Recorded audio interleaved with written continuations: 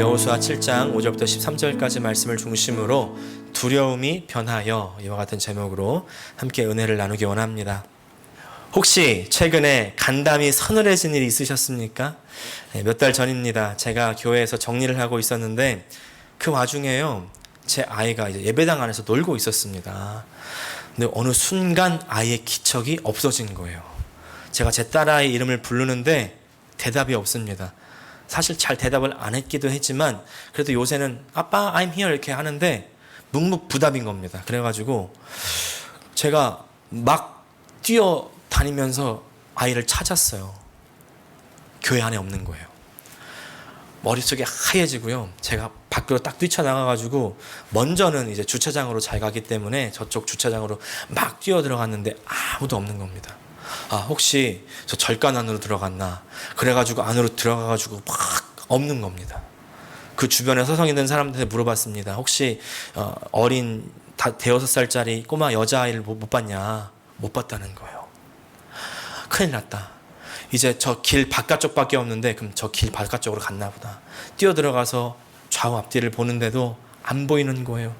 애가 빨리 갔으면 얼마나 빨리 갔겠어요. 전혀 안 보이는 겁니다. 저쪽 길에서 오는 사람한테 자꾸 물어봐도 못 봤다는 거예요. 와, 그때의 긴장감은요, 지금 여러분은 연하가 지금 있으니까, 어저께도 받고 지난주도 받고 어떤 분들은 뭐 찾았겠지라고 생각하셔서 지금 별로 공감이 안 되실 수도 있지만 그 당시의 상황을 생각해 보십시오. 제가요, 어디까지 생각하냐면 아이가 이부장하니까 이 차에 누가 유괴해 갔구나, 차에 태워가지고 데려갔구나, 큰일 났다, 큰일 났다. 주님, 제 없어지면 저 죽습니다. 하나님, 나 큰일 납니다. 나 못 삽니다. 살려주세요. 찾아주세요. 막 그러면서 온 데를 막 제 딸 아이의 이름을 부르면서 다니는 거예요.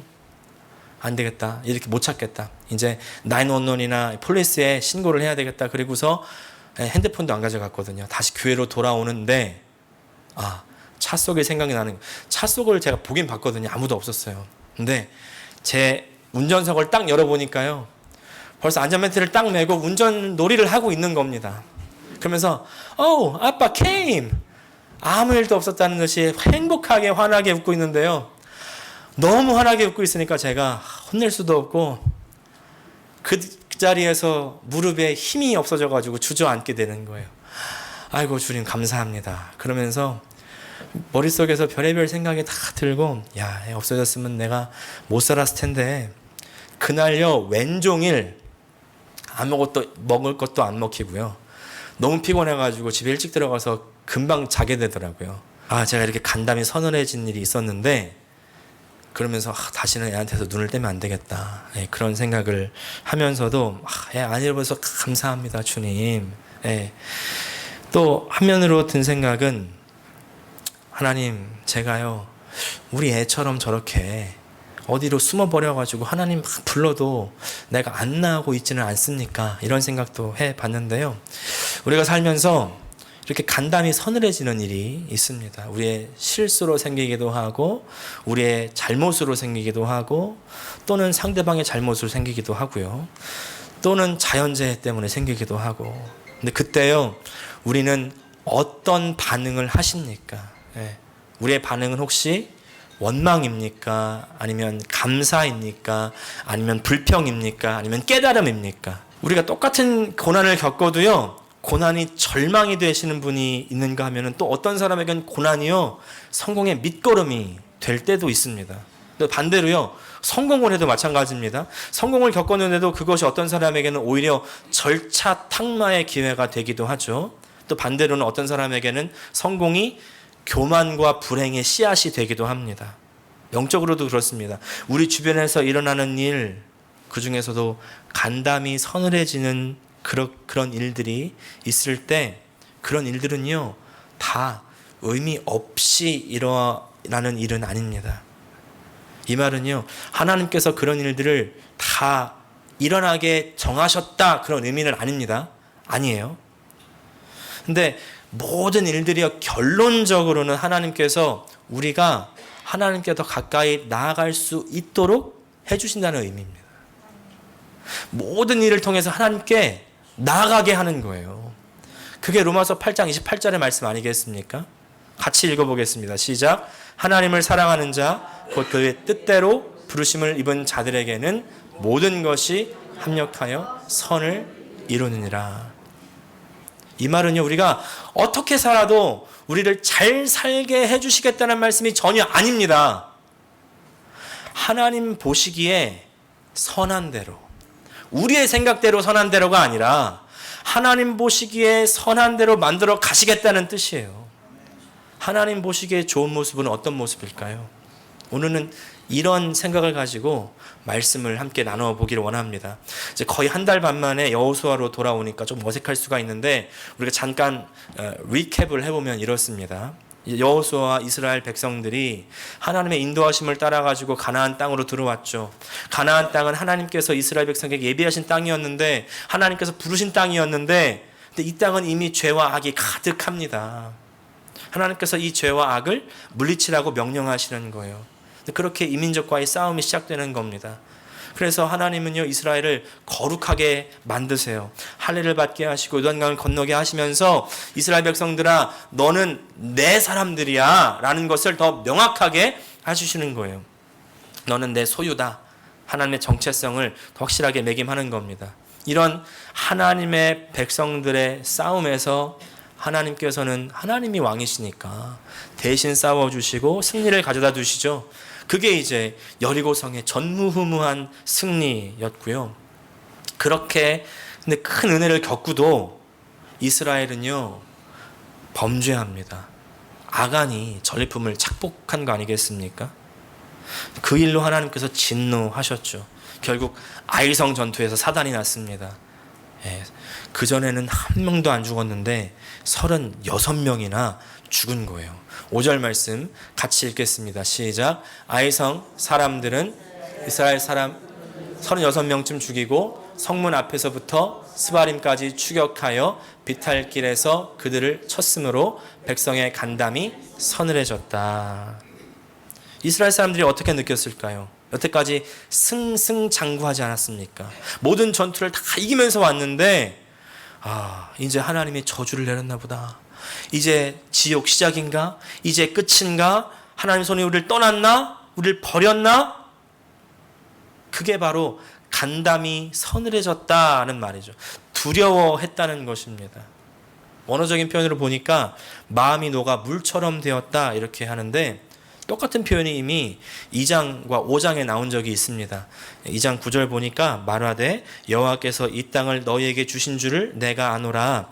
우리가 너희를 심히 두려워하고 이 땅 주민들이 다 너희 앞에서 간담이 녹나니.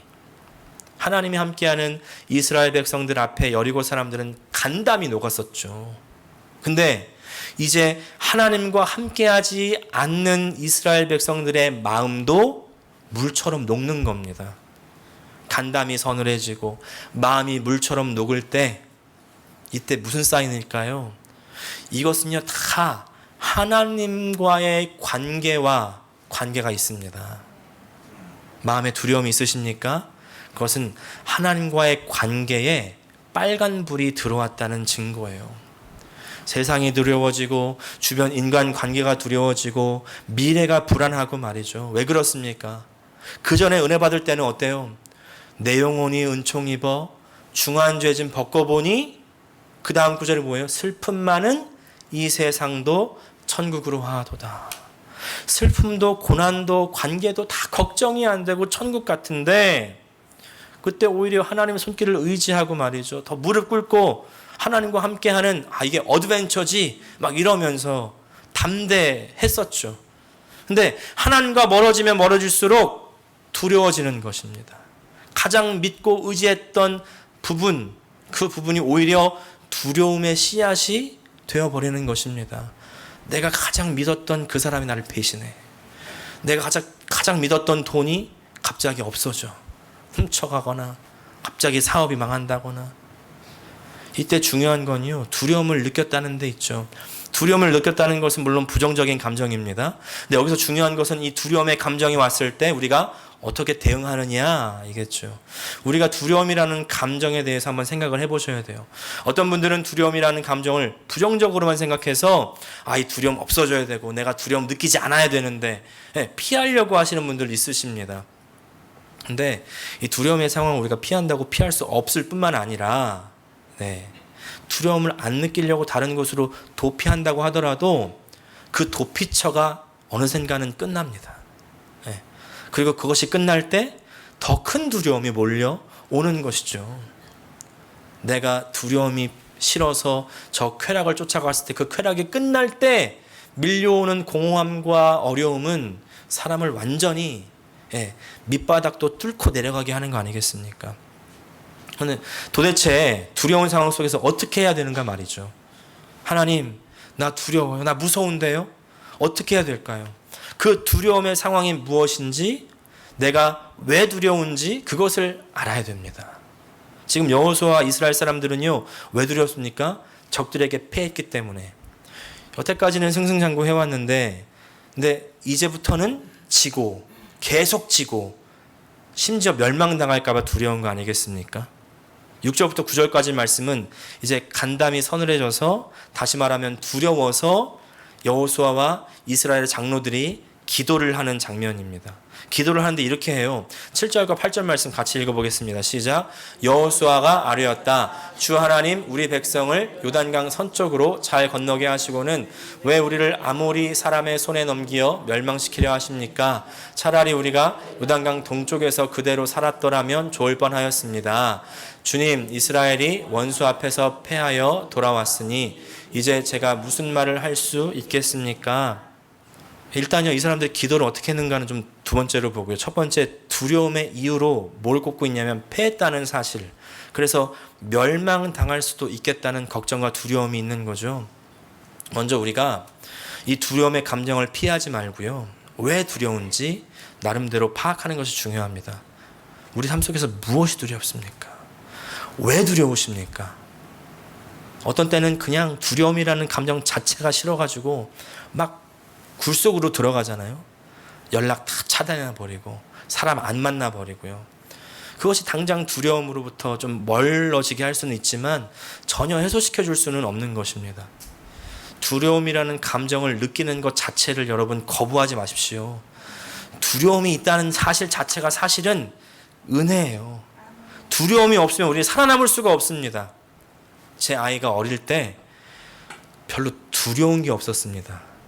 다 어린애들 좀 그렇긴 하지만 이게 계단이 높은데도 막 내려가는 거예요. 어떻게 돼요? 잡아줘야 되잖아요. 높은데도 무서워하지 않고 그냥 막 내려가려고 하는 겁니다. 너무 제가 더 무서운 거 있죠. 뜨거운 것도 만지고 날카로운 것도 만지고. 그럼 부모가 이제 옆에서 막아주는데 성인이 돼서도 두려울 줄 모르는 사람들은 큰 문제입니다. 그죠? 요새 유튜브 때문에 여러 사람들이 정말 이상한 행동을 많이 하죠. 구독자 수, 조회수 올리려고 막 특이한 짓을 하고, 사람들이 안 먹는 거 먹고, 막 안 하는 거 하고, 안 가는 데 가고, 이런 거를 하는 사람들이 있는데, 높은 건물에서 막 뛰어다니는 사람들, 막 위험한 데를 뛰어다니는 사람들, 이런 거를 파쿠르라고 합니다. 파쿠르. 이런 스포츠가 있는데, 근데 이제 이걸 가지고 유튜브를 하는 사람들이 있어요. 근데 유튜브를 하다 보니까 더 높은 조회수를 위해서 더 높은 곳, 더 위험한 곳으로 가다가 더 안전장비도 안 하고 하다가 결국에는 하나님 더 빨리 만나러 가는 거 아닙니까? 중국의 어떤 한 유튜브가 이러다 사고가 난 거예요. 뭐 한두 번이 아닙니다. 너무나 많은 이런 사람들이 그냥 가는 겁니다. 두려움은요, 생존과 직결되는 문제죠. 두려움을 느낀다는 것 자체가요, 사실은 blessing, 생존의 문제거든요. 두려움을 느낀다면 내가 지금 생존이 위협받고 있구나 감지를 한 것이죠. 이거는 살아있다는 증거입니다. 그래서요, 이 두려움을 그냥 피하려고 하지 말고 왜 두려움을 느끼는가 파악을 해야 되는데, 사실 이게 말이 쉽지. 이게 쉽지 않죠. 큰 용기가 필요한데 잘 되지도 않고요. 오늘도 보세요. 아까 우리가 7절, 8절을 읽었지만 네, 왜 두려운지 알죠? 폐해서 멸망당할까 봐. 그 이유를 뭐라고 하냐면은 하나님이 우리를 적의 손에 넘겼다. 이렇게 얘기하는 겁니다. 이게 맞는 겁니까? 그냥 요단강 동쪽에서 살게 하지 왜 굳이 우리를 죽이러 여기까지 보냈냐는 거죠. 지금 원인을 어떻게 파악하고 있냐면 하나님이 우리를 패하게 하고 하나님이 우리를 멸망시키려고 한다는 겁니다. 가장 먼저 두려움의 반응 중에 누군가를 원망하는 것. 사실 이게 제일 쉬운 반응이죠. 근데 누구를 원망해요? 하나님을 지금 원망하고 있잖아요. 하나님이 우리를 패하게 하고 하나님이 우리를 멸망시키려고 한다. 네. 그것이 가장 쉬운 방법이지만 사실은 원망은 답이 아닙니다. 두려움의 그 속에는 사실 다른 사람의 문제가 아니고요. 내 안에 진짜 내가 문제고 내 안에 두려움의 원인이 있는 겁니다. 그것을 찾기는 대단히 어렵습니다. 근데 그것을 할 수 있는 방법이 있는데 그게 바로 6절인 것이죠. 6절 같이 한번 읽겠습니다. 시작. 여호수아는 슬퍼하면서 옷을 찢고 주님의 궤 앞에서 얼굴을 땅에 대고 엎드려서 그 저녁 때까지 있었다. 이스라엘의 장로들도 그를 따라 슬픔에 젖어 머리에 먼지를 뒤집어 썼다. 기도입니다. 기도는 여러 가지 이유로 시작될 수 있죠. 내 어려움, 내 절망, 내 필요, 내 욕구, 그리고 오늘 말씀처럼 두려움 때문에 시작되는 겁니다. 근데 어떻게 시작됐든지 그 기도의 시작은요, 이상할 수 있어요. 안 좋을 수도 있습니다. 오늘 여호수아 기도도 이게 기도입니까? 하나님 왜 나를 죽이려고 여기를 보내셨어요? 그냥 거기서 살게 하지. 하나님과 싸우자는 거 아닙니까? 네. 이래갖고 하나님 명예가 지켜지겠어요? 이래갖고 왜 나를 죽이려고 그러세요? 네. 근데 그게 끝이 아니라 7절, 8절 다시 보면요. 여호수아는 기도하면서도요. 지금 이게 끝이라고 생각을 하고 있습니다. 한 번 패배하고 다시 이길 수도 있다는 생각할 수도 있는데 이제 패배가 계속될 것이고 그래서 나는 멸망당할 거야. 이렇게 생각하죠. 사실 그렇기 때문에 더 기도의 자리로 나갔겠지만요. 지금 여호수아는 전혀 기도의 방향을 잘못 잡고 있어요. 근데 하나님의 반응을 보십시오. 역시 우리 하나님이시잖아요. 10절과 11절, 12절, 13절 같이 읽겠습니다. 시작. 주님께서 여호수아에게 말씀하셨다. 일어나거라. 어찌하여 이렇게 엎드려 있느냐. 이스라엘이 죄를 지었다. 나와 맺은 언약 지키라고 명령한 그 언약을 그들이 어겼고 전멸시켜서 나 주에게 바쳐야 할 물건을 도둑질하여 가져갔으며 또한 거짓말을 하면서 그 물건을 자기들의 재산으로 만들었다. 그래서 이스라엘 자손은 원수를 대적할 수 없었고 원수 앞에서 패하여 물러섰다. 그들이 자청하여 저주를 불러들여서 그들 스스로 전멸시켜야 할 물건이 되었기 때문이다. 너희들 가운데에서 전멸시켜 나 주에게 바쳐야 할 물건을 없애지 아니하면 내가 다시는 너희와 함께 있지 않겠다. 일어나서 백성을 성결하게 하여라. 너는 그들에게 말하여라. 너희는 스스로 성결하게 하여 내일을 맞이할 준비를 하여라. 주 이스라엘의 하나님께서 이렇게 말씀하셨다. 이스라엘아, 너희 가운데 전멸시켜서 주님께 바쳐야 할 물건이 있다. 그것을 너희 가운데서 제거하기 전에는 너희의 원수를 너희가 대적할 수 없다. 여호수아와 장로들이 옷을 찢고 기도를 하죠.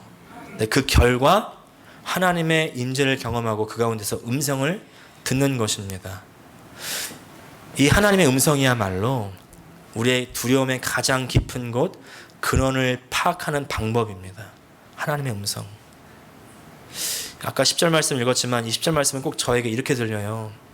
막 기도하고 있으면 야, 너 왜 그래? 정신 좀 차려. 쓸데없는 말 하지 말고 내 말 좀 들어봐. 네 말만 하지 말고 내 말을 좀 들어봐. 10절 말씀은 그렇게 말씀하시는 것 같아요. 우리가 기도할 때 어떨 때는요, 너무 말을 많이 하는 게 문제입니다. 기도해야죠. 간구해야죠. 근데 우리 말만 하고 끝나면 기도가 반절밖에 안 되는 거예요. 기도는 기본적으로 대화입니다. 하나님과의 대화예요. 우리도 이제 간구를 해야 되지만 하나님의 응답도 들어야 되잖아요. 우리가 감동으로 오기도 하고요. 또 상황으로 오기도 하지만 우리가 어떻게 들을까요? 하나님의 말씀으로 기도의 응답을 받아야 됩니다. 네. 지금 여호수아가 받는 것이 바로 그거죠. 여호수아는 하나님 왜 나를 죽이시려고 그래요? 왜 나를 멸망시키려고 그러세요?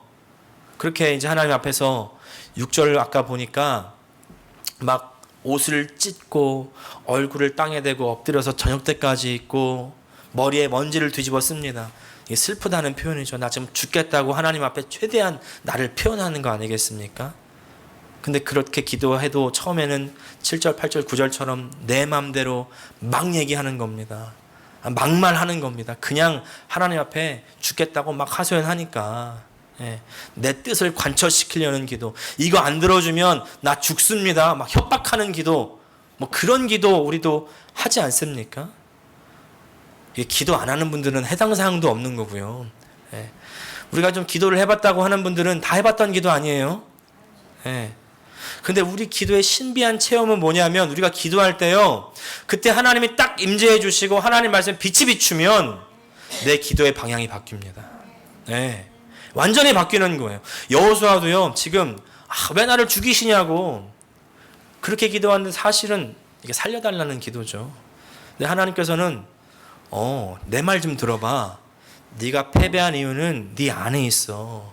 네가 위기 속에 빠진 이유는 네 안에 있어. 네 안에 죄야. 성결하지 못했어. 거룩하지 못했어. 그게 없어져야지 내가 너를 도울 수 있고 내가 너를 도울 때 너는 살 수가 있단다. 그런 말씀이죠. 나는 살게 해달라고 기도했는데 하나님께서 뭐라고 응답하세요? 회개하라고 하시는구나. 죄를 하라고 하시는구나. 이게 우리들의 많은 기도의 체험 아닙니까? 여러분, 기도가 기도를 하게 한다는 말이 있습니다. 기도를 처음에 탁 하면은 내가 처음에 기도를 하는 것 같아요. 근데 그게 아닙니다. 기도를 하다 보면 기도하는 가운데 하나님께서 우리의 기도의 방향을 인도해 주시고 기도의 제목을 허락해 주시고 감동을 주시면서 이끌어 나가시는 거예요. 우리가 기도를 그렇게 하셔야 됩니다. 여러분, 기도하십시오. 기도 안 하면 이런 류가 나갈 수 없다. 기도 안 하면 안 나가고요. 기도 안 하면 안 무너집니다. 기도해야 무너지는 거예요. 기도해야 뚫리는 것입니다. 하나님의 음성이, 하나님의 임재가 나에게 임하셔서 그 음성이 인도하는 그 기도를 해야죠. 그것이 회개를 촉구하는 방향일 수도 있고요. 그렇게 기쁨이 회복될 수 있고 그렇게 감사가 터져 나올 수 있는 거죠. 우리 기도가 바뀌어야 됩니다. 하나님께서 인도하시는 기도. 이때 조건이 있죠. 하나님 말씀이에요. 하나님 말씀이 없으면요, 우리 기도는 그냥 신세 한탄만 하다가 끝날 수가 있습니다. 전혀 하나님의 응답을 받지 못할 수가 있고요, 잘못된 응답을 받을 수가 있습니다. 혼자만 신령할 수 있고 잘못하면 귀신의 응답도 받을 수 있어요.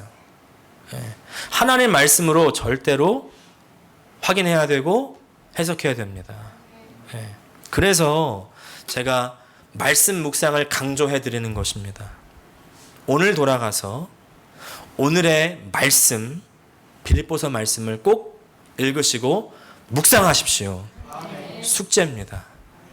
오늘만 하지 마시고 내일 아침도 하시고 그렇게 매일매일을 하나님의 말씀과 함께 시작하는 훈련을 해야 할 수 있는 거예요.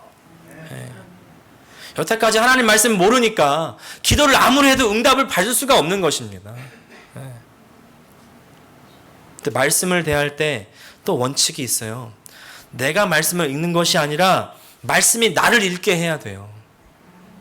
이 말은요, 성경에서 나는 이런 메시지를 원하는데 왜 이런 메시지가 안 나와 만 그만 찾는 것이 아니라 성경이 나에게 전달하고자 하는 메시지를 내가 전달받아야죠.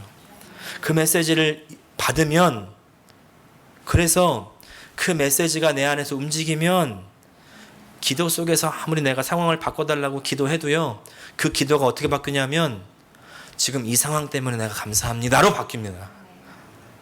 그게 신기한 기도의 체험이에요. 지금 무슨 얘기냐면요, 지금 상황, 두려운 상황, 어려운 상황, 그 상황을 놓고서 내가 살려달라고 하나님 앞에 기도하는데, 그 기도는요, 나의 방향을 하나님을 향한 방향, 거룩한 방향, 그리고 성결한 방향, 그런 방향으로 나를 인도하신다는 거예요. 이게 아까 말씀드린 선입니다. 선. 합력하여 선을 이루는 선.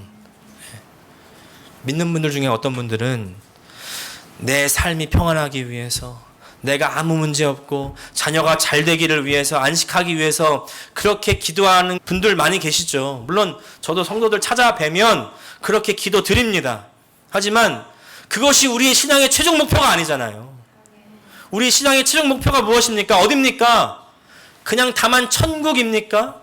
네, 천국이기도 하지만 제가 말씀드렸잖아요. 성경은 그냥 이렇게만 살다가 천국 간다고 말씀하지 않는다니까요. 하나님이 우리를 향해 갖고 계신 목적은 뭐냐면 거룩하고 성결하고 우리 통해서 하나님의 뜻이 이루어지는 것입니다. 요새 빌립보서 묵상하시고 계신데, 저는 빌립보서 1장에서 바울의 마음의 시프팅, 변화가 느껴지는 겁니다.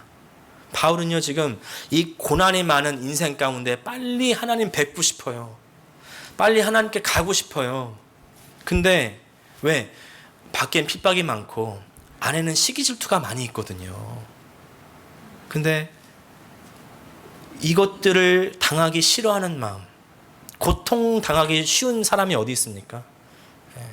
사실 이것들이 바울에게 두려움으로 오지 않았을까요?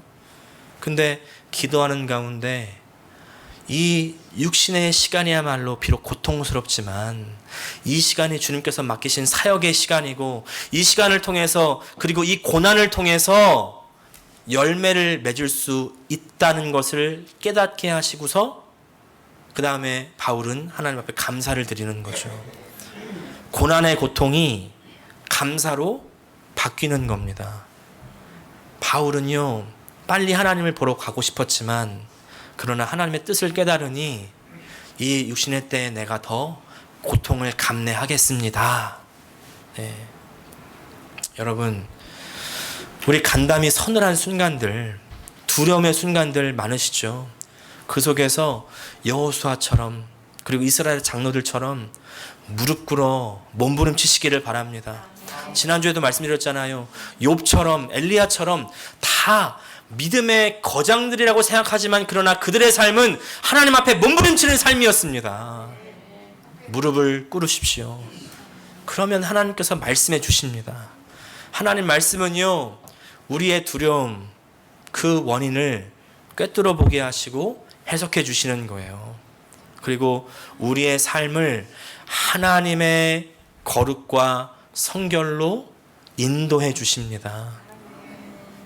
하나님께서 요청하시는 우리의 삶의 모습입니다. 네. 그래야 하나님께서 함께 하셔서 우리의 삶 속에서 하나님의 일을 이루실 수가 있습니다. 오늘 우리가 기도할 텐데요, 이제 찬양할 때 이 찬양이요, 우리가 주 안에 있는 나에게 많이 아시잖아요. 2절에 이런 가사가 있습니다. 그 두려움이 변하여 내 기도 되었고, 전날의 한숨 변하여 내 노래 되었네. 왜 이렇게 합니까? 앞길이 멀고 험하지만 주님 따라가기 위해서. 바울의 기도처럼요, 주님을 향한 영광과 찬송이 되기 위해서, 마지막 날까지 온전하게 지켜지기 위해서. 그것이 우리의 신앙의 목적입니다. 네. 오늘 이 시간 같이 한번 찬양할 때요, 우리 마음을 다해서 이 고백을 담아서 다 함께 찬송하고 우리 같이 기도하겠습니다. 하나님, 우리 아버지, 내 두려움의 상황 가운데, 내 삶의 위기의 순간 가운데 무릎 꿇게 하여 주시옵소서. 기도의 자리로 나아가며 기도로 주님 앞에 몸부림치며 나아가게 하여 주시옵소서. 그 가운데 응답이 있습니다. 주님 말씀하십니다. 그러나 내가 말씀을 읽지 않고 묵상하지 않으면 내가 응답을 받을 수가 없사오니 항상 주의 말씀과 동행하게 하시고 그 말씀이 나에게 말씀하실 때 주님, 나의 삶의 목적이, 내 삶의 방향이 바뀌게 하여 주시옵소서.